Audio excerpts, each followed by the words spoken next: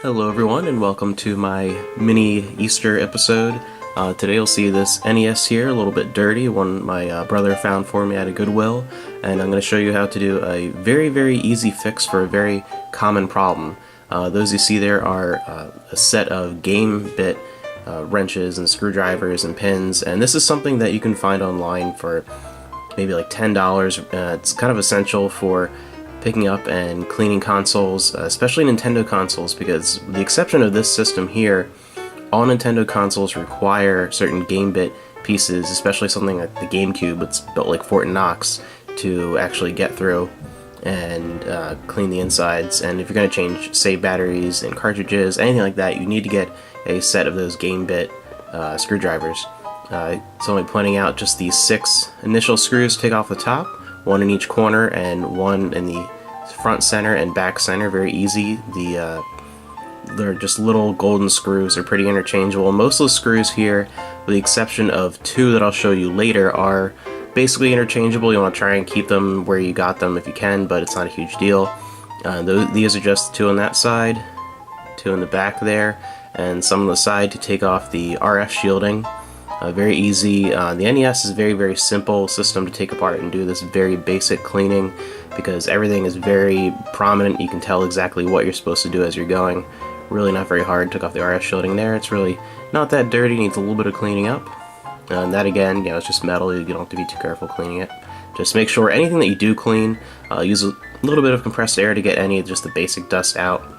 Like I said, this wasn't too terribly dirty, unlike a pair of PS2s that I had to clean out that I got from a Goodwill.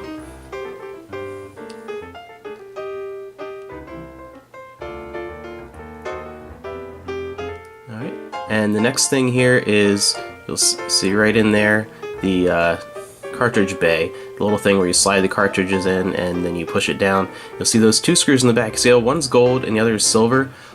With the exception of those 2 silver ones, one on each side, the rest are all those little gold ones that are all basically the same size. But those 2 silver ones are a little bit longer, so you want to make sure you remember to keep those in place. Pull that out there. That's pretty clean. Seems to be in good shape. Again, a little bit of compressed air just to get any residual dust off, and you can clean it if it's a little bit more dirty, but that's fine. And you can go a step further here pretty easily and remove the board and everything from the bottom and pull it out and clean it. This, I didn't really have to do that. And the main thing I want to show you here today is not necessarily a complete teardown anyway and cleaning out everything. It's that 72 pin connector in the back. See right in there in the games, those little pins inside the old cartridge games have to have a near perfect connection with the pins inside the console itself. And the problem you're going to have many times with this older console is just a little bit of dust or a little bit of dirt getting in there, or getting into the game and then transferring from the game to the console when you slide it in, that is making an imperfect connection. And here you see, just very carefully pull that 72 pin connector off the board there. It's pretty easy to do. You see me going like very slowly just because you don't want to bend or crack the board or do anything. Comes off pretty nicely. If you do take the board off of the bottom of the shell, it comes off a little more easily, but again, if you don't need to clean under there, you don't really have to go ahead and do that. Get any residual dust off, and then go ahead, there's the little shell there. Like I said, you can go and point out these screws here on the bottom.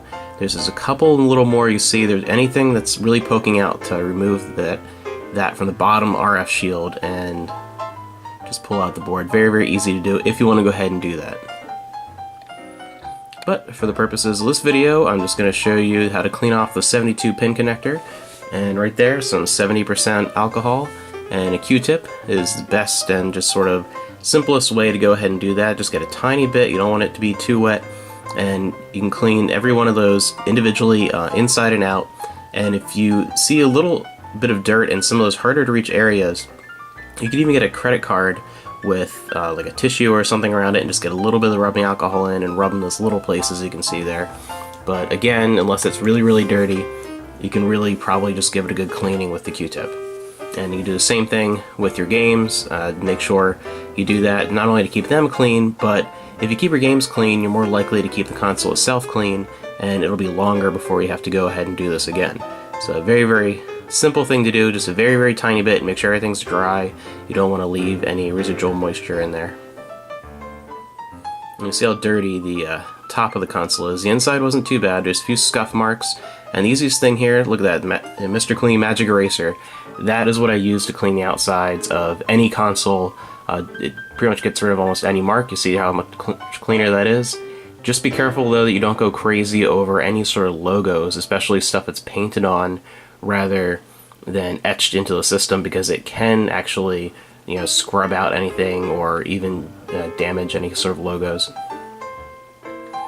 So all you do is then just repeat the steps backwards, put the thing together. Very, very simple. Just remember to put those screws in the right places. And that is a very, very simple fix that actually solves the majority of people's problems with reading games on an old NES. The other thing is there is a chip inside the system that is the region lock chip that occasionally will have problems reading the corresponding chip in a cartridge, and that'll be another problem that'll keep the system resetting on and off constantly and constantly. But it's a little bit of a harder fix that if you don't have any minor soldering skills, it can be a pain to do, so that's for another time. You might recognize a little bit of footage here from when I was cleaning up my Genesis consoles, and I just wanted to get your opinion of how much did you like this type of video. Would you like to see more like this, a little more in-depth videos of this type? Just let me know if there's any specific issues you're having with consoles you'd like me to go over. Here's some really, really dirty PS2s I picked up from a Goodwill. Are there any specific systems you would like to have me just open up on camera and do a basic cleaning of? Or are there more complex issues that you'd like me to go over? Just let me know in the comments below what you'd like to see. This is just sort of a taste of this type of video, of a very brief teardown and a very, very easy issue to fix. Let me know if you'd like to see anything a little more complex, a little more interesting in the future, and thank you for watching.